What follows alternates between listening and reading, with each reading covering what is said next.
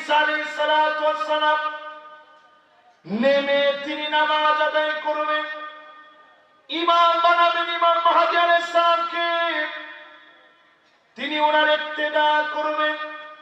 সালাম ফিরা দেখবেন চতুর্দিকে দাজ্জালের বাহিনী দাঁড়ায় আছে। লবণ পানির ভিতরে ছেড়ে দিলে লবণ যেমনি করে গলে যায়, দাজ্জালের বাহিনী এমনি করে গলে যাবে। আবার দিন আসবে মুসলমানের, ইল্লা খালাহুল্লাহু কালিমাতাল ইসলাম, রন্ধ্রে রন্ধ্রে পতাকা উড়বে, আক্কা দিতে পারবে না, পারবে না, পারবে না। সেই সময়টা আসতেছে ইনশাআল্লাহ।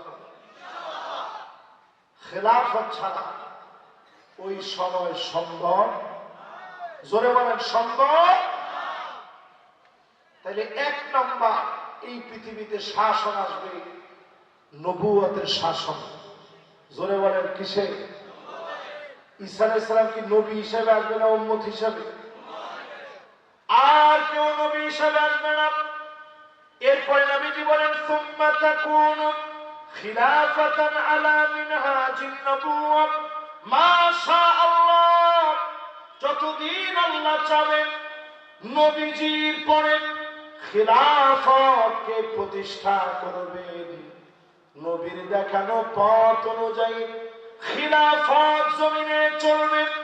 32 বছর 6 মাস ধরে এই জমিনের ভিতরে খিলাফত চলেছে মুসলমানদের শাসন দিয়ে। সাহাবীরা সারা দুনিয়াকে স্মরণীয় করে রেখেছে, ঠিক কিনা বলেন? নবীজির শাসন, কোরআন সুন্নাহর শাসন সাহাবায়ে কেরাম দেখিয়েছে খিলাফতের মধ্য দিয়ে।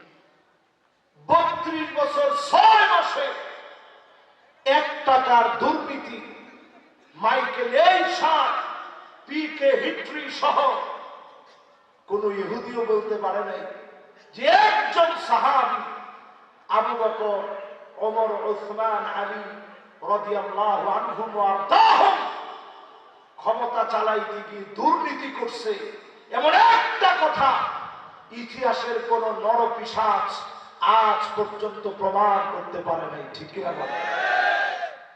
কত বছর? 36 বছর। সবাই বলেন, আওয়াজ করে বলেন। 32 বছর 6 মাস ধরে সাহাবায়ে কেরাম চালাইলেন, সারা দুনিয়া দেখছে। একটা দুর্নীতি পৃথিবীর সব মানুষ মিলে প্রমাণ করতে পারে নাই। এত সুন্দর করে রাষ্ট্রটা পরিচালিত হয়েছে, জোরে কোন আল্লাহু আকবার। সাহাবায়ে কেরামের অবদান শুনেন। আবু বকর রাদিয়াল্লাহু তাআলা আনহু যখন খলিফা হলেন, তিনি কেঁদে কেঁদে খুতবা দিলেন, ইন্নী উল্লিতু আলাইকুম ওয়া লাস্তু বিখাইরিকুম, আমি তোমাদের নেতা নির্বাচিত হয়েছি, তোমাদের চাইতে সেরা হতে পারি নাই। নেতা হয়েছি, ভুল করলে শুধরে দিবা, এমন নেতাদের কারণে পৃথিবীতে মুসলমানদের খেলাফতের শাসনকে যিনি স্মরণীয় বানায় দিয়েছেন তিনি কে? হযরত আবু বকর যখন খলিফা, উনি কোথায় যেন চলে যান। হযরত ওমর একদিন পিছু নিলেন, আজ দেখা লাগবে কোন দিকে চলে যান। দেখে কাদের ভিতরে বস্তা নিয়ে হযরত আবু বকর কোথায় যেন চলে যাচ্ছে। তিনি আর দেরি করেন, পিছু নিলেন। আজকে পিছু নিয়ে দেখা লাগবে কোথায় যাচ্ছে হযরত আবু বকর। গাছের পিছনে লুকায় পড়লেন হযরত ওমর। জীর্ণ শীর্ণ ভাঙা একটা বাড়ির ভিতরে ঢুকলো হযরত আবু বকর। খানিকটা সময় পরে বের হয়ে আসলেন, বুঝতে বাকি নেই তিনি খানিকটা সময় ঘরের মধ্যে কষ্ট করে সময় কাটা আসবে। যখন আবু বকর চলে গেলেন, হযরত ওমর গিয়ে দরজায় নক করলেন। দরজা খুলে দিছে একজন বৃদ্ধা অন্ধ মহিলা, একদিকে খুনখুনে বুড়া, অন্যদিকে অন্ধ মহিলা। দরজা খুলে দিছে। হযরত ওমর বলেন, আপনি কি তার চেনেন? একটু আগে যিনি আপনার ঘরে ঢুকেছে তারিখে আপনি চেনেন? বৃদ্ধা মহিলা বলল, আমি তার নাম জানি না, কোথা থেকে আসে জানি না, কিন্তু আমাদের খলিফা যদি এই ব্যক্তির মতো হতো, বস্তা কাঁদিয়ে নিয়ে আমার ঘরের ভিতরে এসে খাবার দিয়ে যান, আমার জন্য কষ্ট করে খাবার আনে।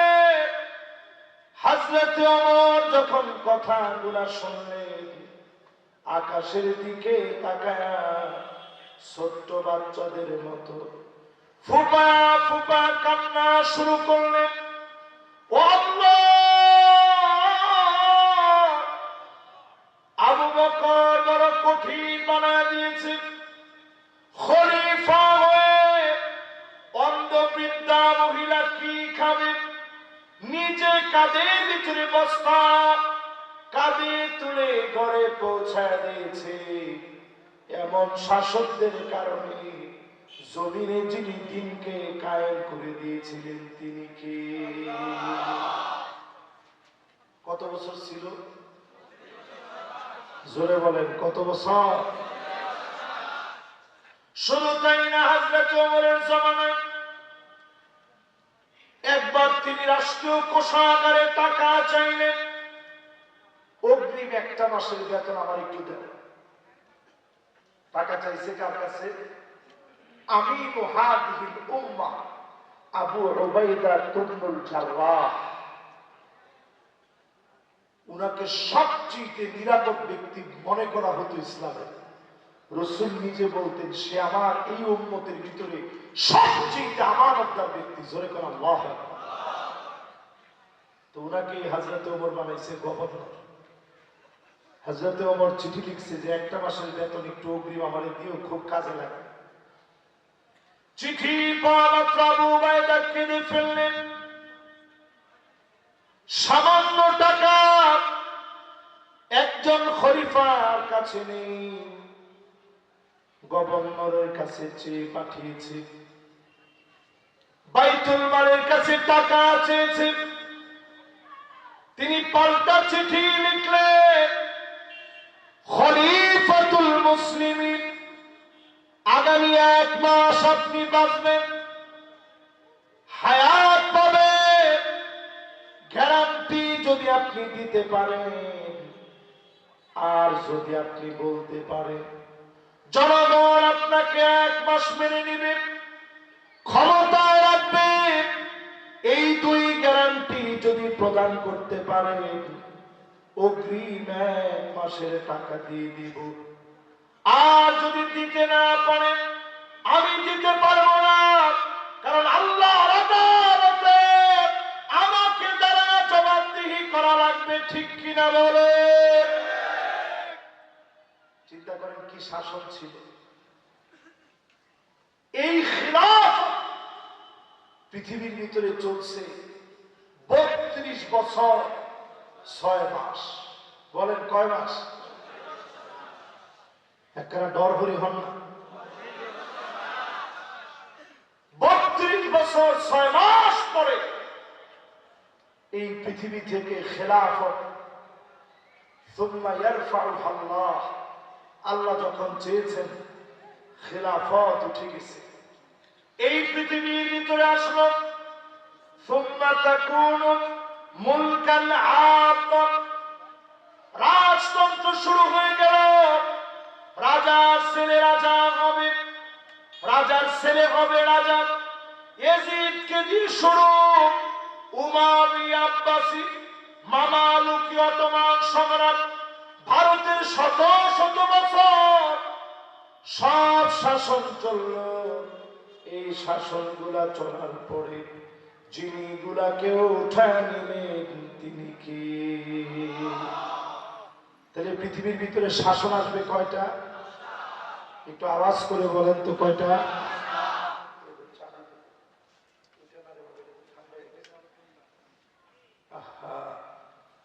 যেদিন ঝামেলা হবে ওইদিন সব দিকে ঝামেলা।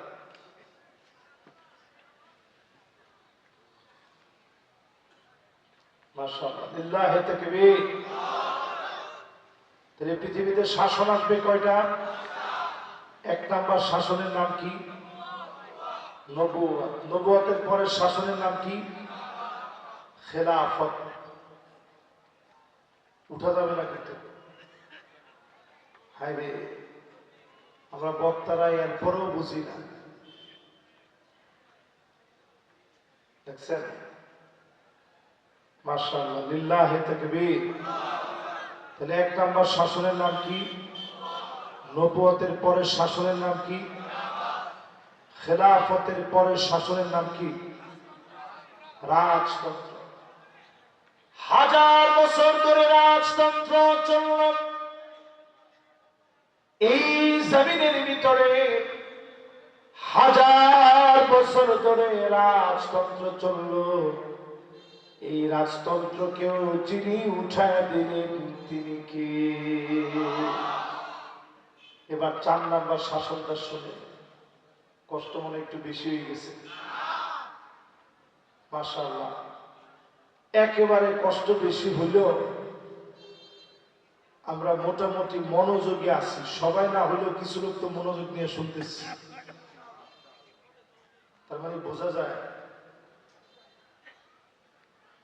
মাঝে মাঝে সুর না দিলেও আপনারা অনেকে শুনবেন।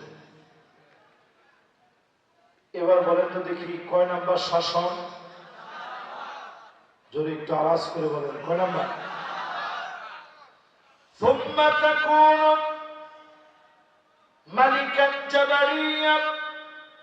স্বৈরা শাসক রাজবে, জুলুম নির্যাতন নিপীড়ন করবে, আলেমদেরকে জেলে রাখবে, কোরআন প্রেমিকদেরকে মারবে, জাতির শ্রেষ্ঠ সন্তানদেরকে অপদস্থ লাঞ্ছিত করে ফাঁসির মঞ্চে যারা ঝুলাবে এরা জালেম। এদেরকে যিনি টুকরা টুকরা করে দিবেন তিনি কে? এ ওয়াদা কার? নবীজি জানায় দিলেন এইরকম জালেমরা আসবে যারা অত্যাচার আর জুলুম করবে। আল্লাহ এদেরকে উঠায় নিবে।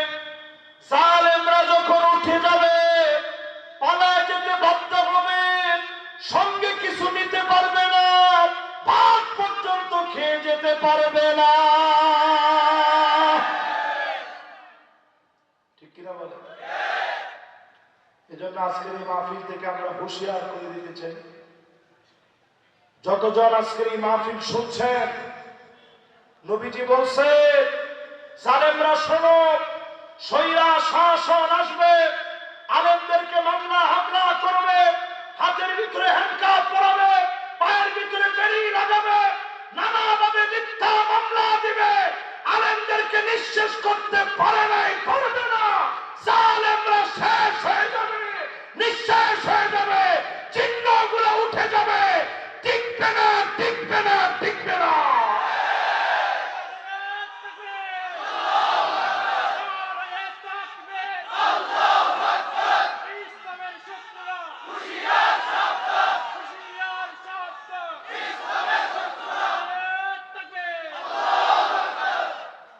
বলেন এই পৃথিবীতে শাসন আসবে কয়টা? এক নাম্বার শাসনটার নাম কি? নবুয়তের পরে কি? লিল্লাহে তাকবীর। আবার আসতেছে পৃথিবীর ভিতরে কি আসতেছে একটু শোনাবো এখনই আপনাদের। খেলাফতের পরে কি? রাজতন্ত্রের পরে কি? গেছেনি কথা কয় আছে। কইছে 3 জনে। সবাই বলে আমার পিচ্ছি বাচ্চা বলে পালাইছে রে পালাইছে। কে?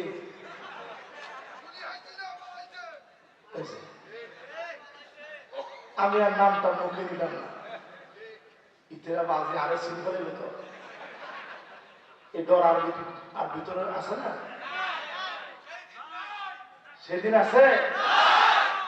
আল্লাহর হাবিব পরিষ্কার ভাবে জানায় দিলেন সুম্মা তাকুনু খিলাফাতান আলা মিনহাজি নবুওয়াতি, আমার সময় আসবে 54 বছরের সব জুলুমের অবসান হবে, সব দেখা শেষ, সামনে হবে আল কোরআনের বাংলাদেশ। রাজি আছেন? জোরে বলেন রাজি আছেন? এই কথা তো আমার না, এই কথা আল্লাহ রাসূল নিজে হাদিসের মধ্যে জানায় গেছেন। শাসন আসবে কয়টা?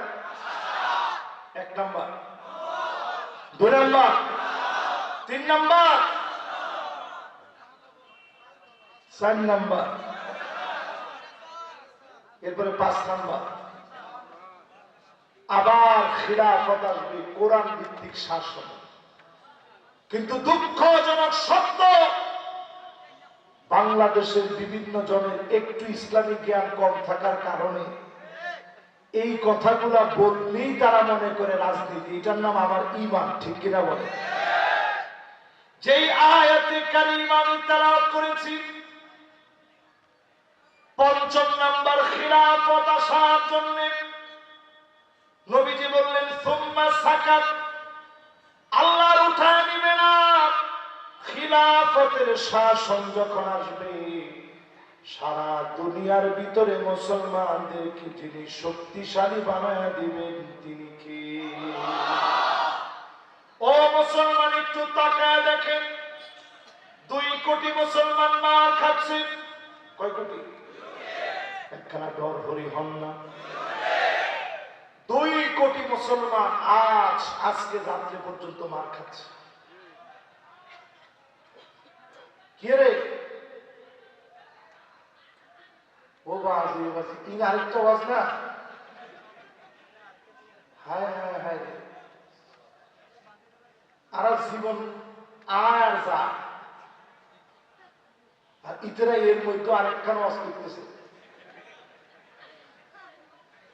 এবার একটু আমার দিকে আপনারা তাকান। আমার কথা বুঝতেছেন তো আপনারা? সিটিআইএমের ভাষা আলহামদুলিল্লাহ একখানা আমি বুঝি আর কি, পুরাপুরি পারি না। ইনশাল্লাহ কিছুদিনের মধ্যে পুরাপুরি ইনশাল্লাহ পারি ফেলিম না ইনশাল্লাহ। একখানা অর্থ না আলহামদুলিল্লাহ, বেশি না কম? ছোট ভাই একখানা। এবার আপনারা কম, বাংলাদেশকে যদি ভারতের হাত থেকে রক্ষা হয়, আগামী দিনে মুনাফিকি বাদ দিয়ে খিলাফত প্রতিষ্ঠায় 8টা কাজ হাতে নিতে হবে। জোরে কোন কয়টা? আর জোরে। ওয়ানিহকুম বাইনাহুম বিমা আনজালাল্লাহ।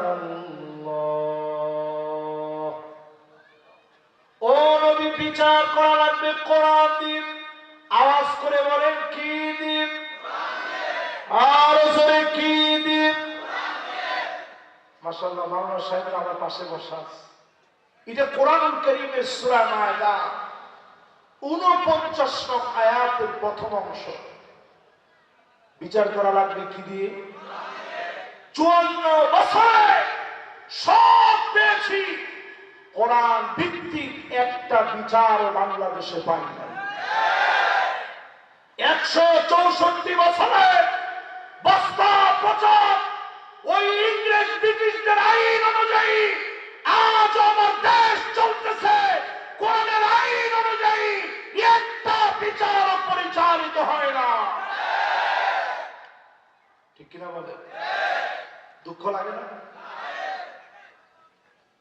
এই দুঃখ যদি মুছতে হয়, ছোট ছোট বাচ্চারা স্লোগান দিয়েছে উই ওয়ান্ট জাস্টিস, ইনজাস্টিস আমরা চাই না, ন্যায় বিচার চাই, বৈষম্যের বিচার চাই না। জমিনে যদি খিলাফত কায়েম করতে হয়, বিচার লাগবে কোরআন দিয়ে বিচার। জোরে কোন কি দিয়ে বিচার? এই জন্যই দেখবেন গরম বাদ দিলে যেমন বিড়াল বেজা, গরম বাদ দিলে কে বেজা? আর হক কথা বললে আহাম্মক বেজা। আহাম্মক ছিলাম না? হক কথা বললে আহাম্মক বেজার হয়, গরম ভাত দিলে যেমন বিড়াল বেজার হয়। আজকের মাহফিল থেকে পরিষ্কার বলি, যদি বাঁচতে হয় কোরআনের বিচার লাগবেই, না হলে গৃহযুদ্ধ শুরু হয়ে যাবে। ঠিক কিনা বলেন? টের পাইতেছেন না তো? টের না হওয়ার কারণে ইতেরা আজকে এক কথা কালকে আরেক কথা করে। 2 নম্বর আল্লাহ রাব্বুল আলামিন বলেন, ওয়ালা তাত্তাবি আহওয়াহুম, মন গড়া কোনো বিচার চলবে না। আওয়াজ করে বলেন কি গড়া? আর জোরে কি গড়া? আমাদের প্রিয় আল্লামা দেলোয়ার হোসেন সাইদি রহমতুল্লাহ আলাইহি 50 বছরের উপরে এই মাটির মধ্যে তাফসীর করলেন। উনাকে যারা রাজাকার বলেছে, দিনের পর দিন জেল খাটিয়েছ, তোমাদের নাম নিশানা নাই, প্রিয় আল্লামার নাম তোমরা মুছে দিতে পারো না। ঠিক কিনা বলে? যেতে প্রিয় আল্লামার নামে মৃত্যুদণ্ড দিয়েছিল মালিক কেনা ও বাজির ইটের মতো এরকম একটা নিষ্পাপ মানুষ আর আছেন? এদের কি নিষ্পাপ চেহারা, কলা পাতার মধ্যে এবারে শুয়ে রেখে তো ডাইরেক্ট শুয়ে রেখে বালিশ ছাড়া, বালিশ টালিশ কিচ্ছু নেই, এবারে একবারে সহজে কলা পাতার মধ্যে শুয়ে রেখে তো। এরপরে সিলেটের লোক চিটাঙ্গের লোক তো একরকম। সিলেট আর চিটাঙ্গের মানুষ মেহমানদারিতে কমতি করে না, এবারে এমন মেহমানদারি দিছে আলহামদুলিল্লাহ। আর কি কি খাবি, খালি হাস্যটা বাকি রাখছে। এবার চিন্তা করেন মুসলমান, মন গড়া বিচারপতিদেরকে শুনে দিতে চাই, আমার সুপ্রিম কোর্ট হাইকোর্টের ভিতরে বিচারপতি মানিককার অসহায় ছবি, কলা পাতায় ঝুলানো ছবি সব জায়গায় টানা দেওয়া দরকার। ঠিক কিনা বলে? মাথাটাকে ব্লার করে দিই যাতে অন্তত ছবির গুণাটা না হয়, মাথার অংশটাকে ব্লার অন্ধকার করে দিই। নিষ্পাপ মানুষটারে কলা পাতার ভিতরে শোয়া রাখছে, সুপ্রিম কোর্টের সব জায়গায় টানায় দিয়ে বিচারপতিদেরকে বোঝায় দেওয়া দরকার, মন গড়া বিচার আমরা চাই না। ঠিক কিনা বলে? 3 নম্বরে প্রিয় ভাই আমার, 3 নম্বরে আজকে আমি যদি সিদ্ধান্ত নিই খিলাফত প্রতিষ্ঠা করব, ওয়াহদারুহুম আন ইয়াফতিনুকা আন বা'দি মা আনজালাল্লাহু ইলাইক। নবী সতর্ক থাকা লাগবে। জোরে কোন কি লাগবে? আরো জোরে বলে। 1 নম্বর বিচার লাগবে খেলাফত প্রতিষ্ঠায় কি দিয়ে? জোরে বলেন। 2 নম্বর মন গড়া কোনো বিচার চলবে। 3 নম্বর লাগবে সতর্ক হওয়া। ও মাশাআল্লাহ, আমরা তো সতর্ক আছি, একজন তো অসতর্ক কি ইত্তেফাকরা চলে যাবে আলাদা। মাশাআল্লাহ, 3 জন আবার চলে আসছে। লিল্লাহে তাকবীর। আচ্ছা বলেন 1 নম্বর কি লাগবে? কি দিয়ে বিচার? আচ্ছা, এটা কি আমার কথা না কোরআনের কথা? এখান থেকে উঠার সময় অনেকে আবার কইতে কইতে উঠছেন না যে বা খেলাফতের বিষয় দিয়ে যে তো পুরা উল্লাপাল্লা কথা বলতে। এই কথা উল্লাপাল্লা যদি কেউ কন ইমান থাকবো না। ডাইরেক্ট কোরআনের কথা। বিচার কি দিয়ে? 2 নম্বর মন গড়া কোন বিচার। জোরে কন।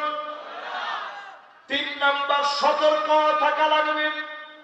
কি থাকা লাগবে? সতর্ক থাকা লাগবে। এই জায়গাটা একটু আমি টাচ করতে চাই। বর্তমান বাংলাদেশে শকুনের দৃষ্টি পড়ছে চতুর্দিক থেকে। বিশ্বাস করেন মুসলমান, আজকে একটা ভিডিও দেখে আমি গানের ভিতরে আনমনা হয়ে গেছিলাম অনেকক্ষণ। ভারতের কোন একজন ব্যক্তি বলতেছে যে ভারত বাংলাদেশ দখল করতে কয়েকটা মিনিট সময় লাগবে। কি ঠিক? কি কি ঠিক? আগে না বুঝিলাম। মানে মানে ইতে ইতে আমার দেশ দখল করি ফেলাইব কয়েক মিনিটে। পারিব নি? দেখছেন এরকম ঠাস করে ফুটছে আর কার কে কে ডরাই গেছে। মুসলমান শুনে রাখেন, মুসলমান হচ্ছে লোহার বুট, দাঁত দিয়া চাবাইতে পারে এমন বিষাক্ত কোন দাঁত পৃথিবীর ভিতরে তৈরি হয় নাই, হয় নাই, হয় না। ঠিক কিনা বলে? ছোট্ট একটা ঘটনা আপনাদেরকে শোনাই দিতে চাই যাতে ভয় না পায়। ইয়ারমুকের যুদ্ধে মুসলমানদের সংখ্যা ছিল মাত্র ৩৬,০০০। বলেন কত হাজার? একটু আওয়াজ করে বলেন কত হাজার? অন্যদিকে রোমক সম্রাটের সৈন্য বাহিনী ছিল ৪,৪০,০০০। আমরা বেশি না তারা বেশি? কত বেশি আমাদের চাইতে? ৪,৪,০০,০০০। ১১ গুণ আমাদের চাইতে বেশি। এত সৈন্য নিয়ে মুসলমানদের যিনি প্রধান সেনাপতি খালিদ বিন ওয়ালিদ, তিনি চিঠি লিখছেন, আসলিম তাসলাম, ইসলাম গ্রহণ করো শান্তি পাবা, গ্রহণ না করলে আমরা যুদ্ধ করতে আসবো না, মুসলমান জিহাদ করতে আসবে। জোরে করে আল্লাহ। ভারতকে আমরা পরিষ্কার ভাবে শোনা দিতে চাই, আমরা মুসলমানেরা লড়াই করার জন্য তোমাদের সঙ্গে আমরা প্রস্তুতি নেই না। আমরা মুসলমানেরা প্রস্তুতি নেই জিহাদ করার জন্য, জীবন দেওয়ার জন্য। রণাঙ্গনে যারা শহীদ হওয়ার নিশ্চিত তামান্না নিয়ে বের হবে, তোমার সৈন্য বাহিনী লক্ষ কোটি গুণ বেশি হলেও মুসলমানরা পরাজিত হবে না, হবে না, হবে না। ঠিক আছে? কেন এই কথা বললাম? এই জন্য আজকে আপনাদেরকে শোনাই দিলাম। ইয়ারমুকের যুদ্ধে আমরা কত, তারা কত? এত সৈন্য বাহিনী নিয়ে রোমক সম্রাটের পায়ের নিচে মাটি নেই। ভয় পেয়ে গেছে যে ৩৬,০০০ মুসলমান আসতেছে। চীনের কাছে চিঠি লিখছে। কার কাছে? চিঠি লিখে বলতেছে, ভাই কিছু সৈন্য তোমরা পাঠাও, তাহলে মুসলমানদের সঙ্গে তো আমরা পারবো না। চীনের সম্রাট সে উল্টা চিঠি লিখে জানাই দিছে, কারণ সে জানে মুসলমানদের শরীর নিচ থেকে যদি একবার কাটা শুরু হয়ে যায় তাহলে এই কচু কাটা থেকে কেউ বাঁচবে না। চলে কেন আল্লাহ। এই জন্য চীনের সম্রাট উল্টা চিঠি লিখে জানাই দিছে, ইন্না কওমান লাউ আরাদু আন ইয়াখলা'আল জাবাল লাখলাউহা। মুসলমান এমন এক জাতি, পাহাড়কে যদি মুসলমানরা বলে পাহাড় তুমি সরে দাঁড়াও, পাহাড় সরে দাঁড়াইতে বাধ্য হবে। আল্লাহু আকবার। মুসলমান আমরা তো সেই সে জাতি যারা যদি আজকে যদি হিম্মত নেই, নিশ্চিত হয়ে যান বিজয় অবশ্যই যিনি দিবেন তিনি কে? তাহলে এবার কত দেখি ইয়ারমুকের যুদ্ধে মুসলমানের সৈন্যবাহিনী কত? কত? মাশাআল্লাহ, একেবারে একের মনোযোগ আছে। আমি তো এইদিকে তেমন তাকাই নেই, এতগুলা ভাই মাশাআল্লাহ শুনতেছি। এবার সবাই মিলা বলেন তো আমরা কত ছিলাম? তারা কত? 4 লক্ষ। এক একজন সাহাবীর 4টা 5টা করে তরবারি বাঁচ ইয়ারমুকের যুদ্ধে। এরপরে মুসলমানদের বিজয় আসছে। জোরে কোরআন। 3000 সাহাবী ইয়ারমুকের প্রান্তে শহীদ হয়ে গেলেন। সাহাবায়ে কেরামের রক্ত ঝরল, আত্মত্যাগ আর কোরবানি মিশ্রিত হলো সাহাবায়ে কেরামের। ইয়ারমুকের প্রান্তে যেভাবে বিজয় এসেছে, সতর্ক থাকা লাগবে, পূর্ণ সতর্ক হওয়া লাগবে, কাফেরদের ব্যাপারে সজাগ থাকা লাগবে।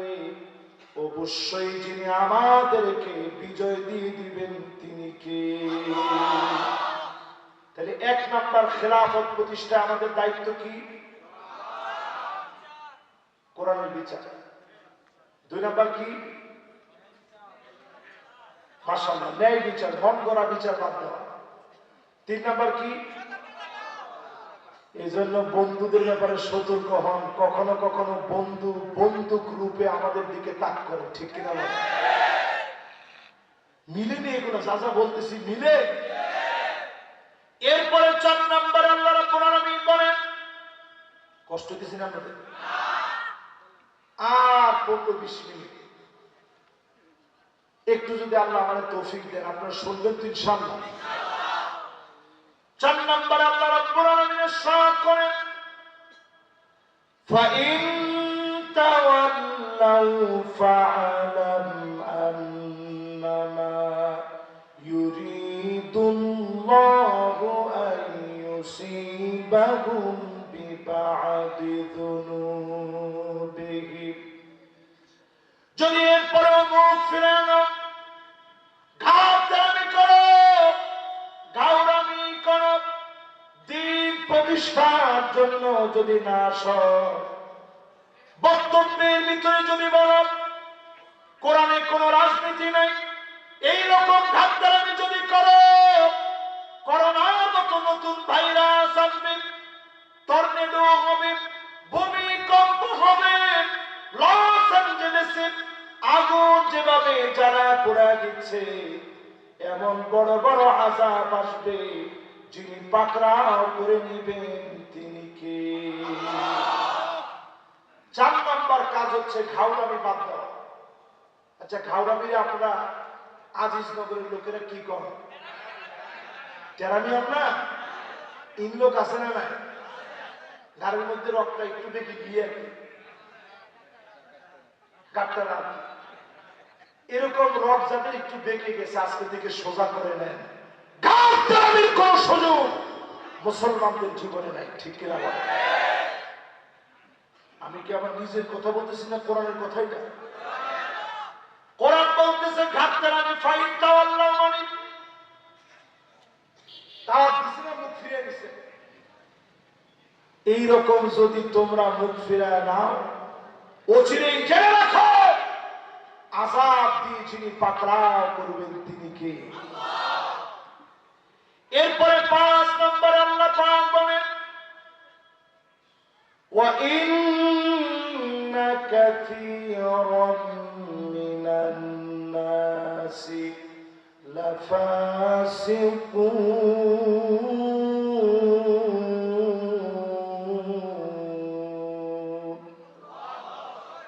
অধিকাংশ লোকেরা হবে ফাসিক। জোরে কোন কি? একজন দুইজন লোক। কোরআন কি বলে? সবাই একটু আওয়াজ করে বলেন, কি বলে? ওয়া ইন্না কাসীরাম মিনান নাসি লাফাসিকুন।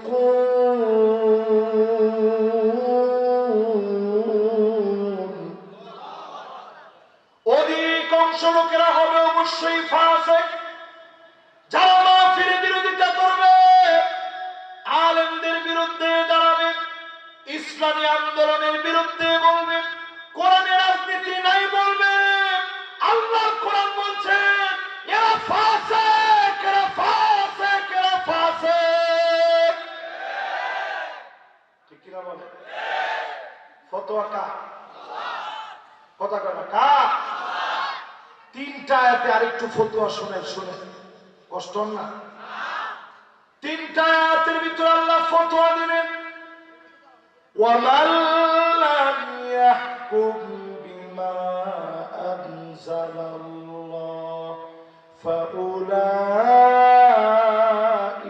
হুমুল কাফিরুন।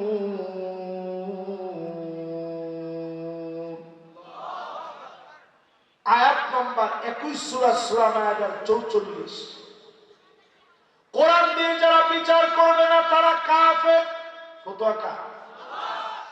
এর পরের আয়াতের ফতোয়াটা নেই, ওয়ামান লাম ইয়াহকুম বিমা আনজালাল্লাহ ফাউলাইকা হুমুয যালিমুন।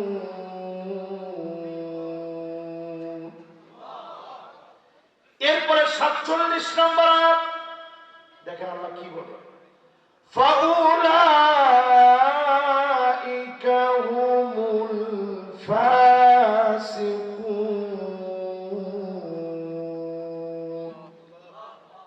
এক জায়গায় বলছে জালেম, এক জায়গায় কাফের, এক জায়গায় ফাসিক।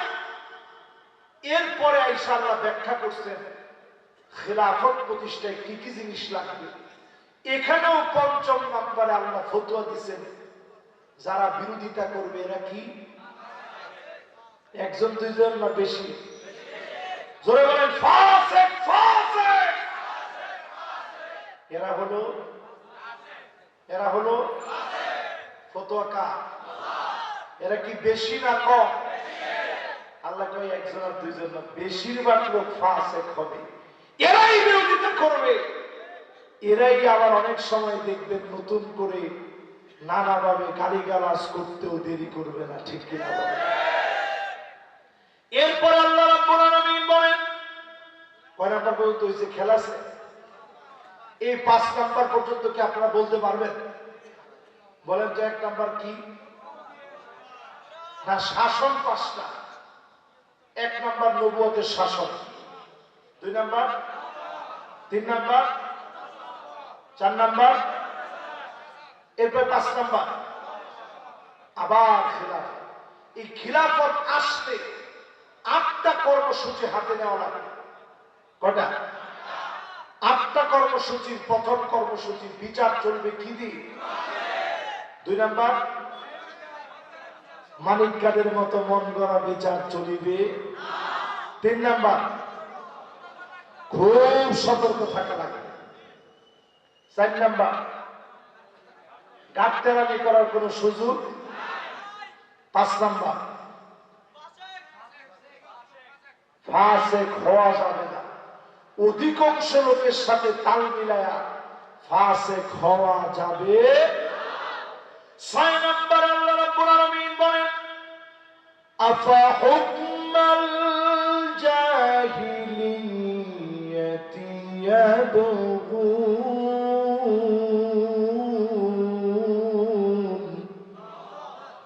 ও নবী, এত কিছুর পরে জাহিলিয়াতের বিচার কি মেনে নেবে? এখনো দেখবেন যারা চায়ের দোকানে বসে আগেই ভালো ছিল, আরে দেশের বিক্রি কি চলে, আগে ভালো ছিল, কিছু না, সব শেষ হয়ে গিয়ে তো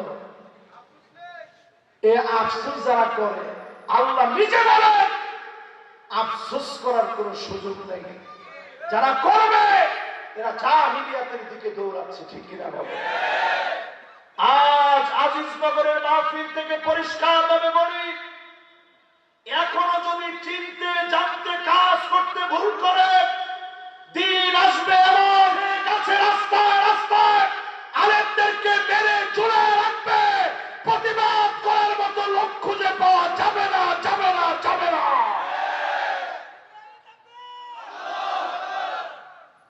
এই জন্য এখনই সময়, যারা জাহেল এদেরকে চিনতে হবে, এদের বিরুদ্ধে থাকতে হবে। যদি থাকতে পারে এই জমিনে অচিরেই যিনি দিনকে বিজয়ী করে দিবেন তিনি কে? তো জাহেলদের কাজ কি হবে? জাহেলরা এটাও বলবে জয় বাংলা বলতে বলতে মারা যাবে। মাতা মাইতাতাল জাহিলিয়া, জয় বাংলা বলতে বলতে যদি আপনি মরেন, নিশ্চিত আপনার মৃত্যু জাহিলিয়াতের মৃত্যু হবে, ঈমানের পথে মৃত্যু আপনার হলো না। তাহলে কি বলতে বলতে মরবেন?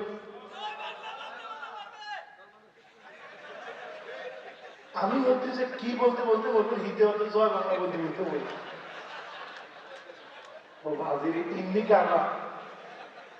এবার একটু সময় বলেন তো, কি বলতে বলতে মরবেন? কি বলতে বলতে? আরব দেশে অনেকে ছিলেন, এই এলাকার অসুবিধা নেই, হেঁটে মনে বলেন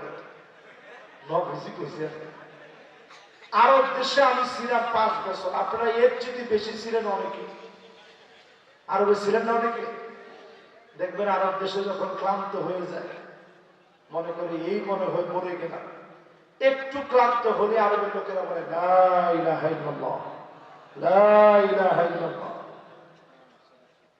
সহি দেখুন কিছু যে আপনি শব্দ করছেন, একটু আমাদের ক্লান্ত লাগতেছে, বসে নিয়েছে ক্লান্ত লাগতেছে, লা ইলাহা ইল্লাল্লাহ। এই জন্য যদি আপনি মৃত্যু কামনা করেন, আজ থেকে শাহাদাতের মওত কামনা করবেন। যদি বিছনায় শুয়ে মারা যান, ওয়াইম্মা তাআলা ফিরাশিহি, বিছনায় শুয়ে যদি মারা যান, শহীদি মওত যিনি দিয়ে দিবেন তিনি কে?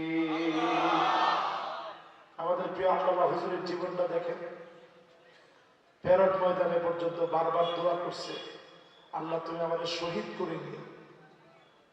শুনছেন না আপনারা? যেদিন তিনি চলে যাবেন, ওই দিনের হাসিটা দেখার পরে আমার কাছে মনে হয়েছে উনি মনে হয় আর বাঁচবেন।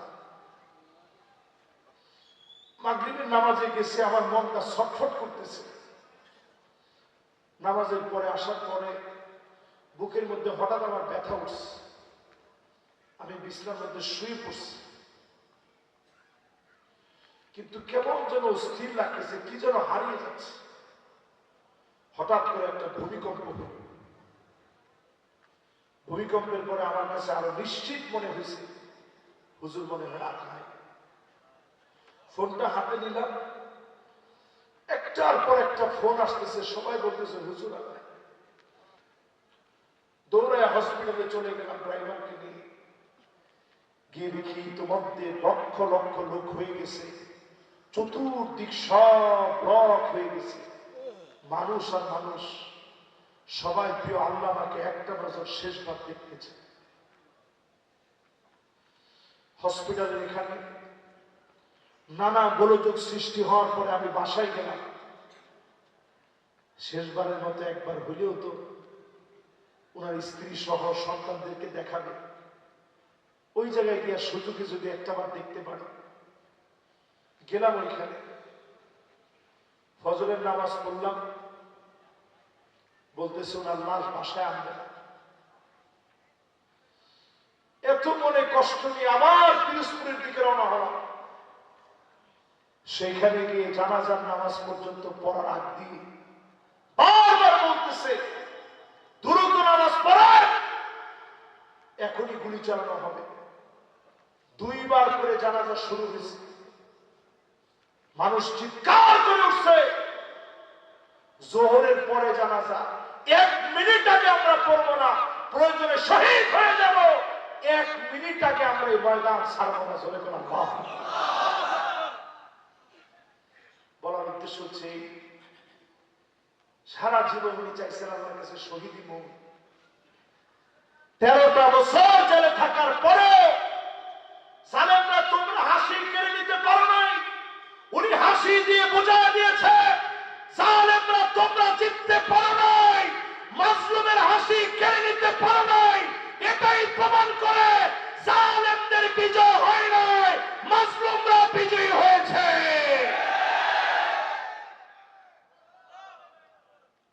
মাহফিলে যতজন আমরা এই মুহূর্তে বসছি, জাহিলদের সাথে কোনো সম্পর্ক আমাদের, সবাই বলেন কোনো সম্পর্ক। চায়ের দোকানে বসে যারা বলবে আগেই ভালো ছিল, এরকম যারা চায়ের দোকানে বলবে, আপনি পরিষ্কারভাবে বুঝবেন এই লোকগুলার অন্তরের ভিতরে সিল মোহর মারা হয়ে গেছে, ঠিক কিনা বলেন? এরপরে আল্লাহ রাব্বুল আলামিন জানায় দিলেন, তাইলে ৬ নাম্বার কোরআনের কথা হচ্ছে জাহিলদের সঙ্গী হওয়া যাবে না। ৬ নাম্বার আল্লাহ রাব্বুল আলামিন বলার পরে ৭ নম্বরে আল্লাহ রাব্বুল আলামিন জানায় দিলেন, কোরআনুল কারীমের ভিতরে আল্লাহ পাক জানায় দিলেন, ওয়ামান আহসানু মিনাল্লাহি হুকমা, আল্লাহর হুকুমের চাইতে সুন্দরতম আর কোন হুকুম হতে পারে না। সবচাইতে সুন্দর হুকুম যিনি দিয়ে দিয়েছেন তিনি কে? এই হুকুমটার নাম কি? জোরে বলেন কিনা? আমাদের ছোট ছোট বাচ্চারা স্লোগান দিয়েছিল, উই ওয়ান্ট, সবাই বলেন উই ওয়ান্ট, মানে কি? ন্যায় বিচার চাই। আচ্ছা, এই স্লোগানটাকে আপনারা দিচ্ছেননি সবাই? একজন বলবেন উই ওয়ান্ট, বাকিরা বলবেন জাস্টিস। বলেন তো দেখি।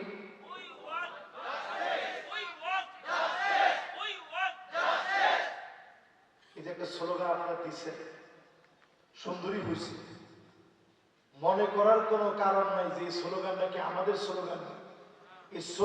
আবার কথা, এই স্লোগান ডাইরেক্ট কোরআনের স্লোগান। জোরে করেন আল্লাহু আকবার।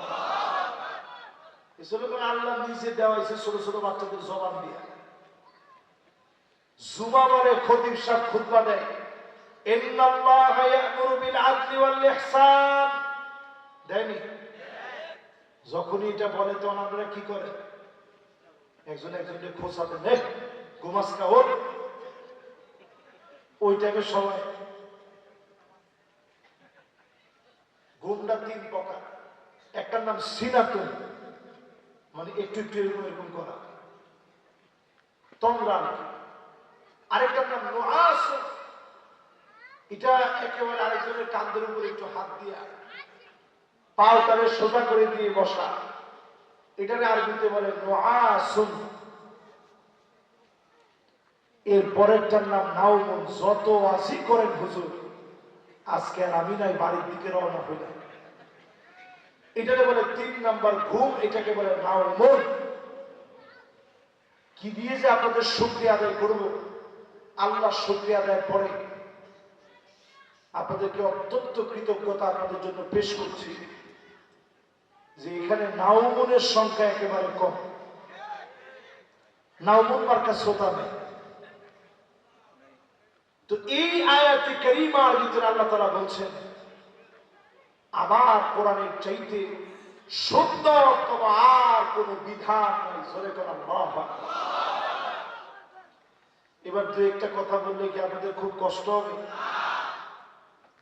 দুই একটা কথা বলি।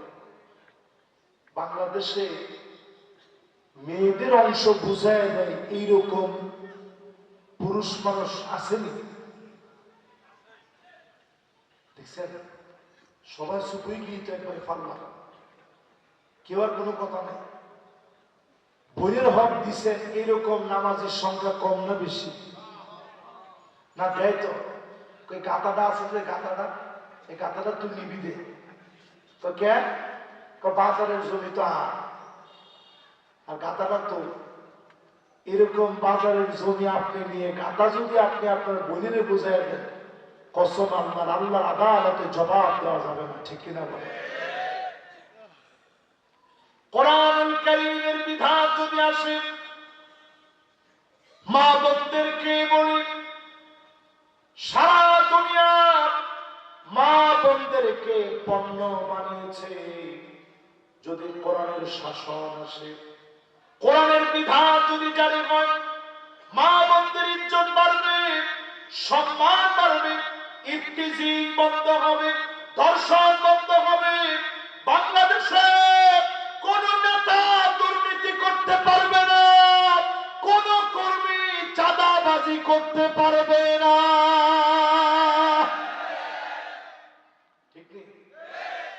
শুধু একটুর কথা যদি আজকে লিখে দেওয়া হয়, একটা নেতা দুর্নীতি করতে পারবে না, একজন কর্মীও কোন রকম চাঁদাবাজি করতে পারবে না।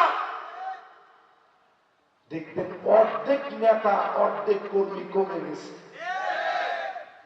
যেই দলের ভিতরে দুর্নীতি নাই, যেই দলের ভিতরে কর্মী টেন্ডারবাজি নাই, ওই দল যদি আপনি গঠন করেন, ইনসাফ ভিত্তিক দল যদি গঠন করেন, নতুন করে এই জাতি জানবে, নতুবা আগামী দিনের ক্ষমতা আপনারা পাবেন না, পাবেন না, পাবেন না। কথা কি বুঝে আসছে আপনাদের? কোরআনুল কারীম থেকে স্পষ্ট আমি বুঝাই দিচ্ছি। আল্লাহ বলছেন, আমার চাইতে সুন্দরতম আর কোন বিধান নেই। এই সুন্দরতম বিধান যদি প্রতিষ্ঠা করতে হয়, আসতে হবে যেই কিতাবের দিকে। কিতাবের নাম কি? এই কোরআনের দিকে আসতে হবে।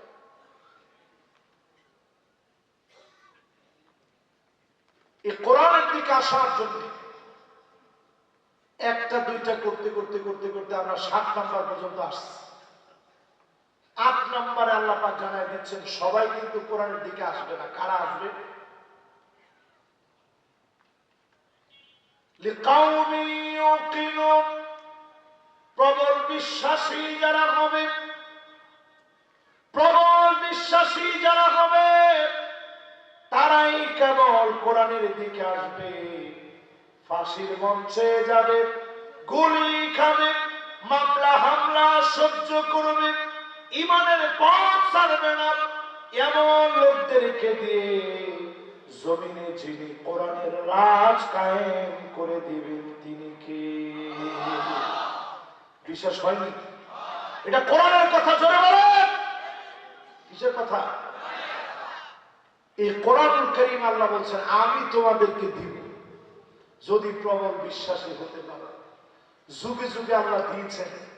5 আগস্টের বিজয়, এই বিজয় করতে পারবে এটা কেউ চিন্তা করছে?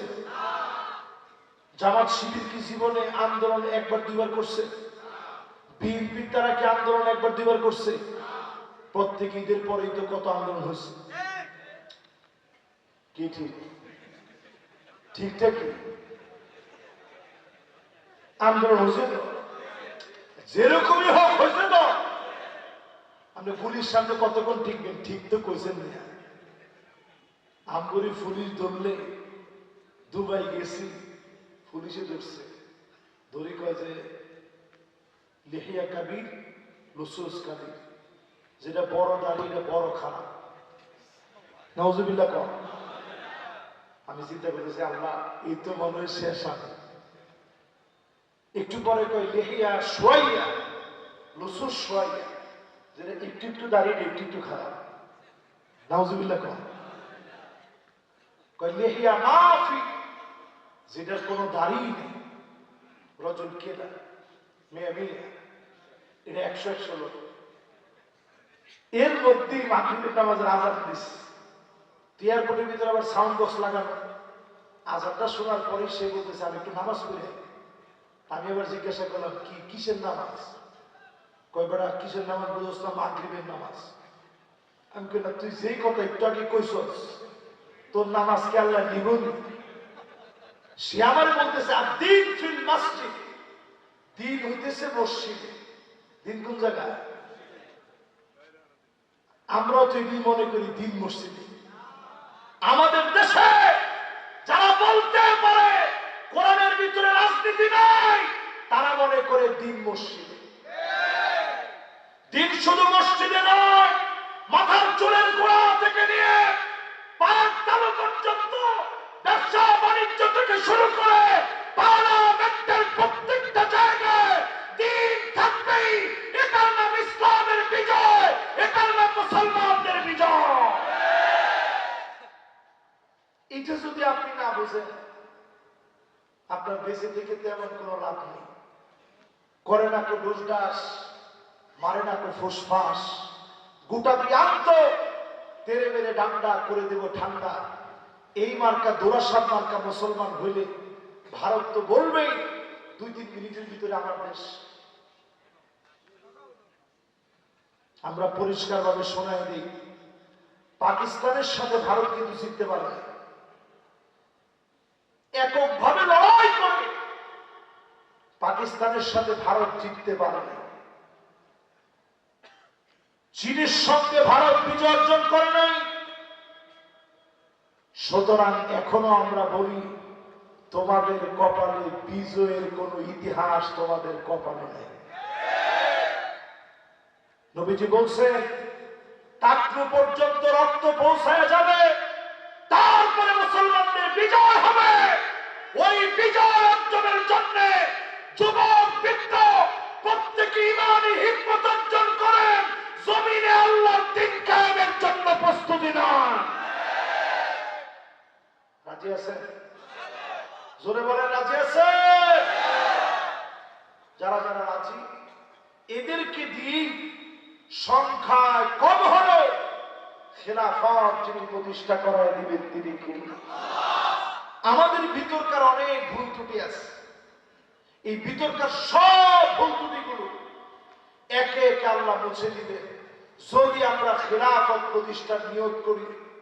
অবশ্যই যিনি কোরআনের রাজ কায়েম করে সমাজের ভিতরে ন্যায় ইনসাফের ভিত্তি এই কোরআন হাদিস সহ ফুকাহায়ে কেরামের ফতোয়াকে বানিয়ে এই জমিনের চিরসত্য, এই জমিন ইনসাফ ভিত্তিক বিচার যিনি কায়েম করে দিবেন তিনি কে? আপনারা কি চান আখিরি জামানা নবীর উম্মত হয়ে যদি এই কাজের যদি নিয়ত করতে পারেন, সব কেমন?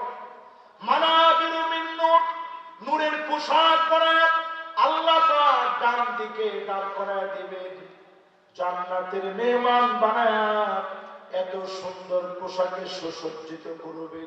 নবীরা দেখি ঈর্ষা করবে, শহীদরা ঈর্ষা করবে, সবাই ঈর্ষা করবে।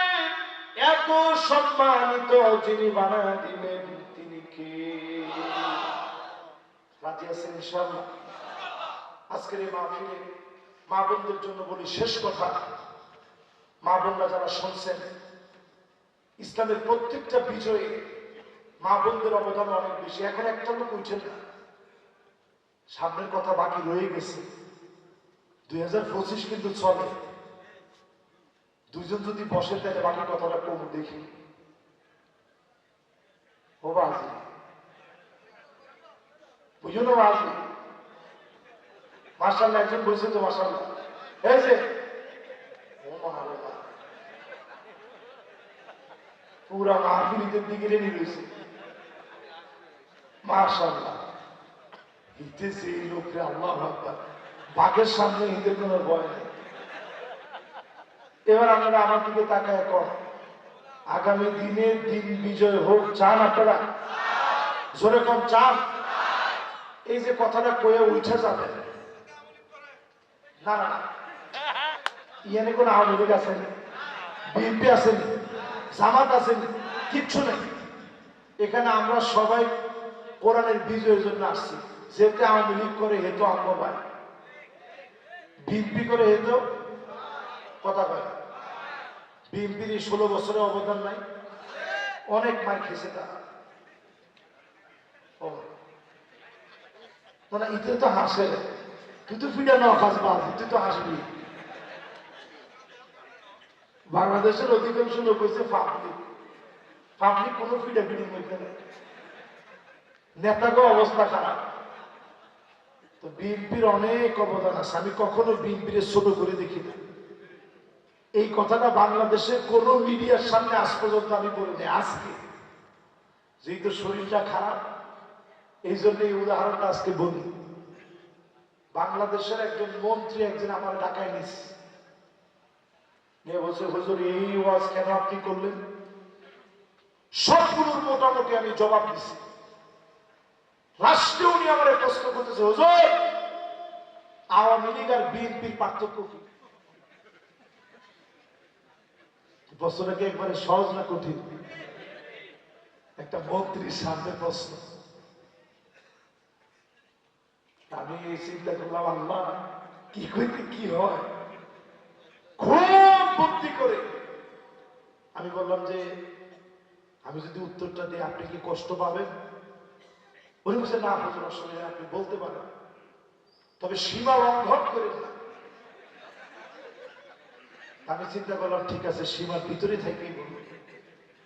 আমি বললাম আওয়ামী লীগ আর বিএনপির ভিতরে একটু পার্থক্য ছিল।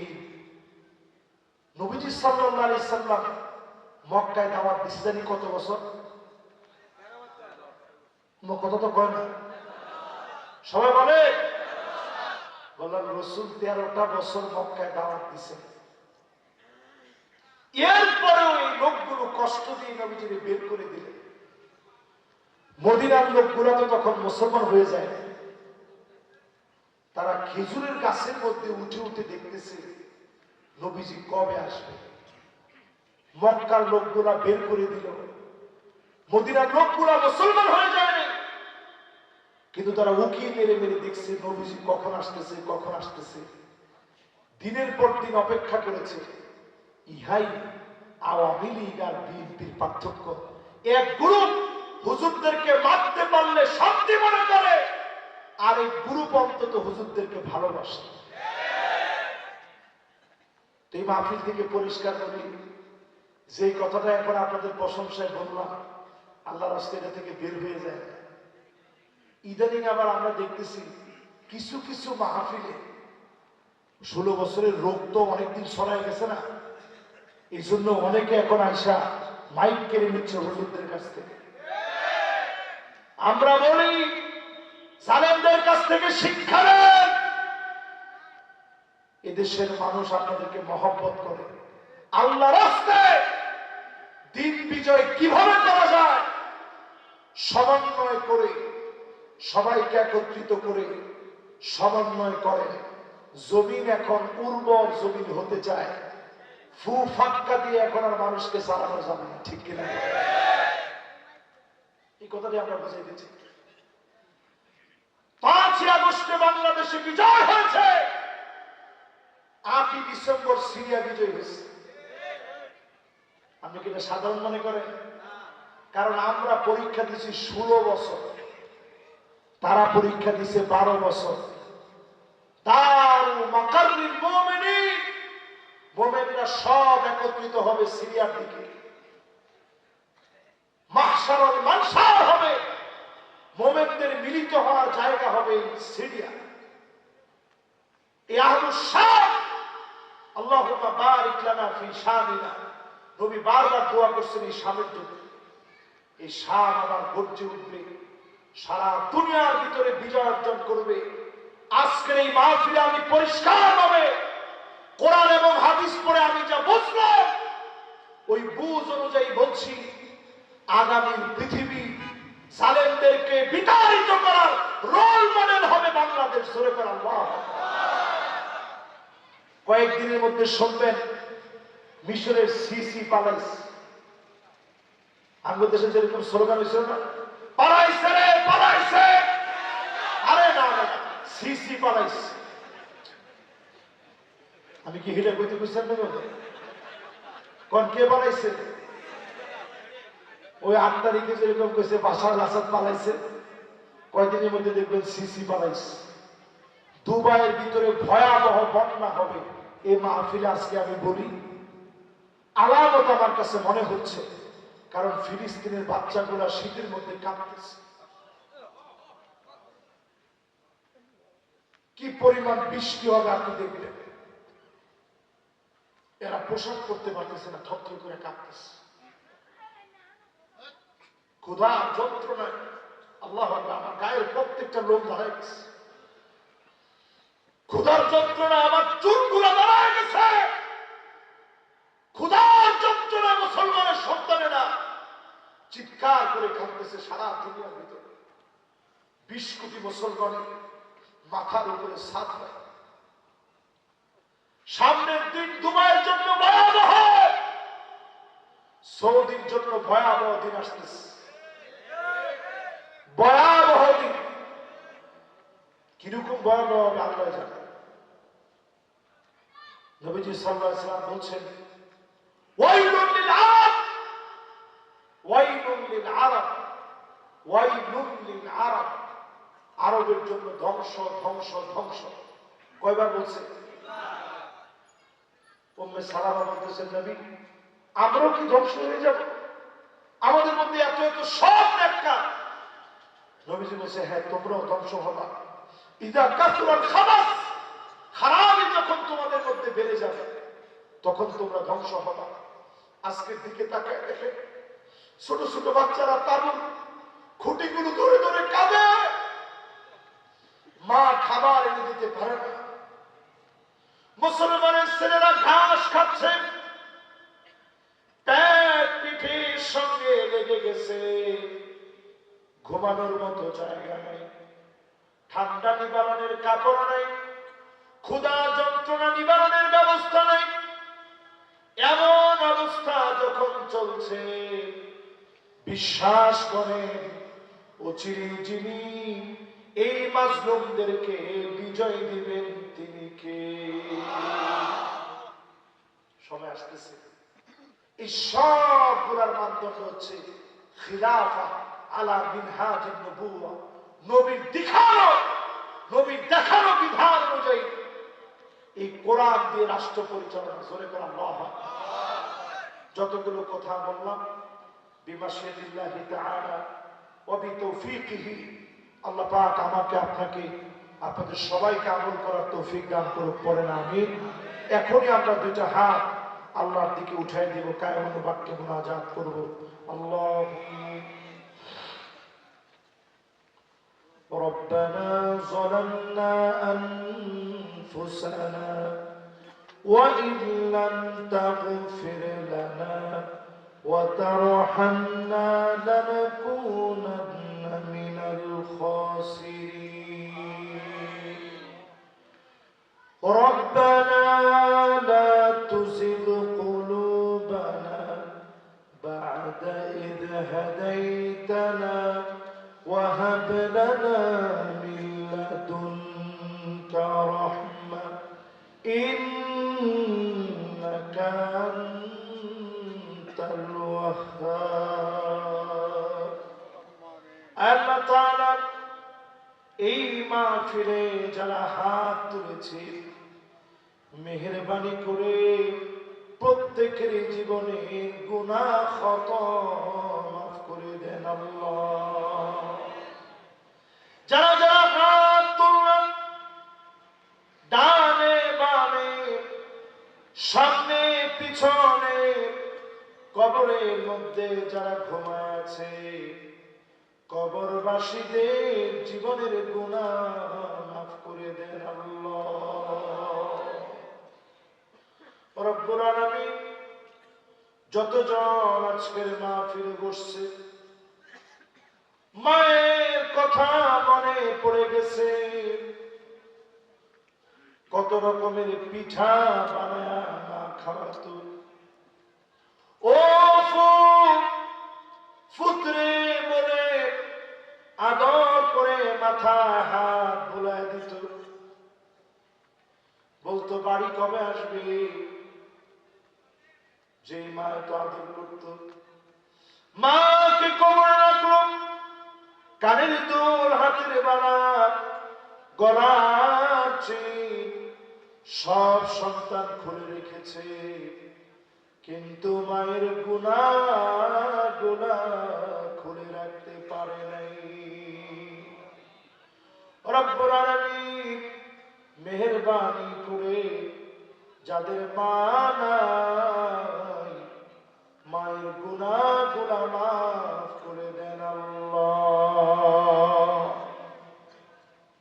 আল্লাহ তাআলা যারা যারা মাহফিলে হাত তুলেছি, মেহেরবানি করে আমাদের প্রত্যেকের যাদের বাবা নাই, বাবার জীবনের গুনাহ মাফ করে দেন আল্লাহ।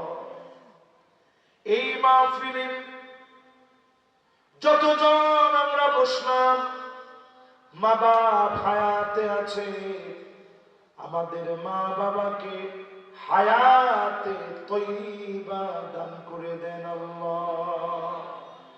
দুনিয়ার জীবনটা বড় ক্ষুদ্র সময়, বড় অল্প সময়ে হঠাৎ শেষ হয়ে যাবে।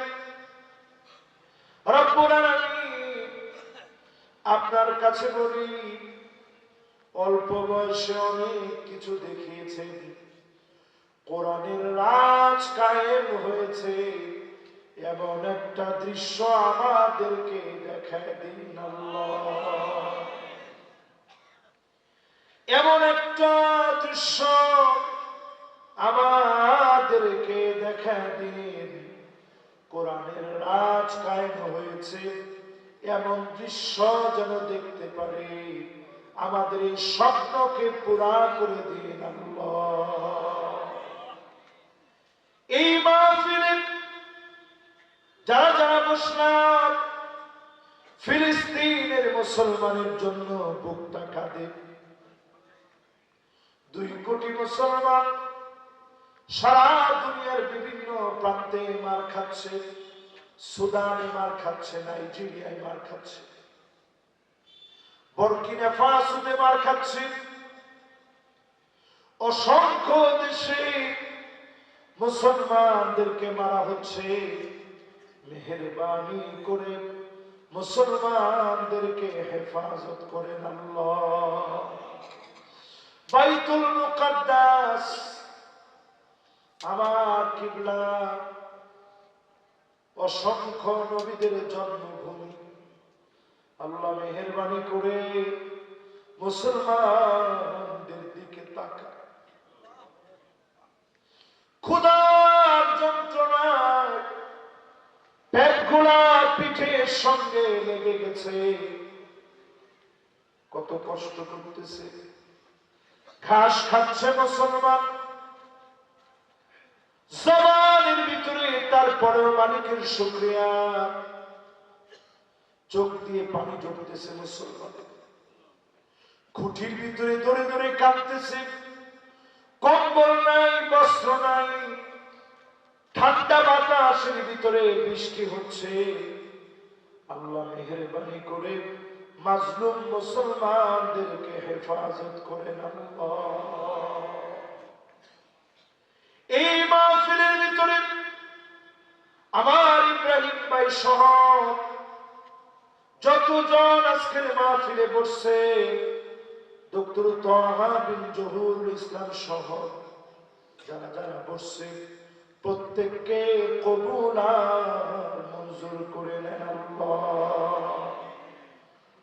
প্রবাসীদের জন্য দোয়া করি, কষ্ট করে পরিবারের মুখে যারা হাসি ফোটায়, মেহেরবানি করে আমার প্রবাসীদেরকে সুস্থতার নিয়ামত দান করে আইন কামের ভিতরে বরকত দিয়ে দিন আল্লাহ।